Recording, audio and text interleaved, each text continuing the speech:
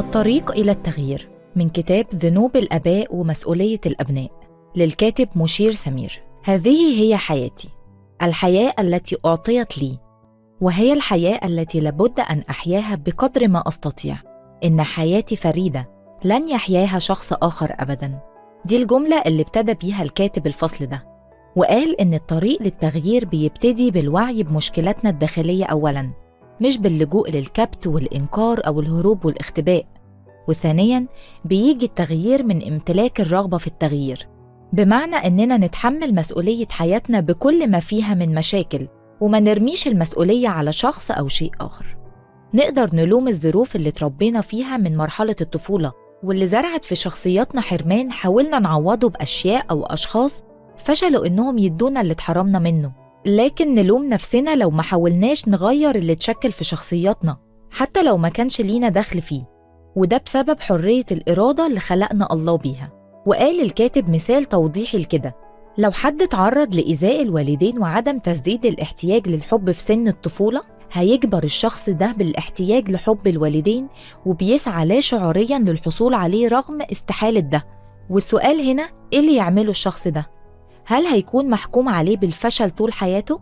والإجابة اللي قالها الكاتب إن الإنسان هو اللي بيختار، إما يتصالح مع ماضيه ويقبل اللي حصل ليه اللي ما يقدرش يغيره، لأن مهما كانت علاقته بالقريبين ليه كويسة مش هيعوضوه عن الاحتياج للحب اللي ما تسددش في سنوات الطفولة، ويتحمل مسؤولية حياته وينمو ويتغير عشان يقدر يعيش في اتزان وسلام مع النفس بالرغم من الحرمان اللي اتعرض ليه، أو إنه يتعرض للاحتجاج والتمرد على الحياة وعلى الله اللي سمح ليه بكده. وده بيؤدي للاضطراب النفسي نتيجة عدم قدرته على التكيف والتصالح مع ماضيه. كتير من المعاقين جسدياً بيتكيفوا مع إعاقاتهم ويقبلوها ويمارسوا حياتهم بشكل طبيعي، وفي برضو كتير بينعزلوا ويستسلموا لإعاقتهم وللمرارة واليأس والحرمان من الاحتياجات الأساسية في سن الطفولة. نفس الكلام، الإعاقة زي الاحتياج الغير مسدد في الطفولة، نقدر نختار إننا نتكيف معاها ونقبلها وننمو ونتغير من خلال الإرادة والقرار، وهو ده النضج والشفاء الحقيقي. وقال الكاتب إن من أهم الطرق للتكيف مع الحرمان من الحب في سن الطفولة المبكرة وإعادة بناء الشخصية هي العلاقة الحميمة مع الله، لأن الله هو مصدر الحب ويقدر يسدد كل احتياج للحب، ونمتلك أهداف للحياة ونسعى للإنتاج والإنجاز. وسأل الكاتب إيه اللي بيمنع التغيير؟ وقال اللي بيمنع التغيير مش الحرمان والإعاقة، لكن موقف الشخص تجاه الإعاقة أو الحرمان. عشان كده لازم يكون عند الإنسان الوعي بالمشكلة والحرمان اللي اتعرض ليه، وبعدها الإرادة، وبعدها الرغبة اللي هتقوده لمجموعة من القرارات اللي هتساعده يتغير ويتشفي. وعشان كده مفيش مهرب من اكتشاف حقيقة اللي جوانا لو عايزين نتغير ونتشفي.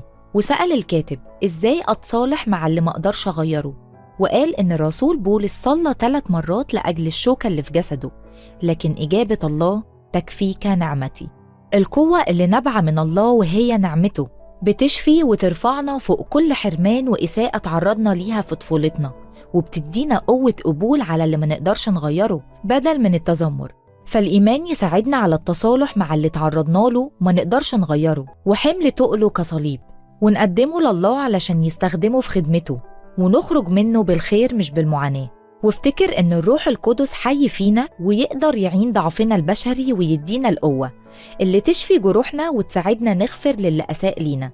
وده هو الطريق للتغيير اللي بيوضحه الكاتب لينا. الفكرة خلصت، لكن الكتاب مليان بالتفاصيل، بنشجعك تقراه وأكيد هتستفاد أكتر. ربنا معاك.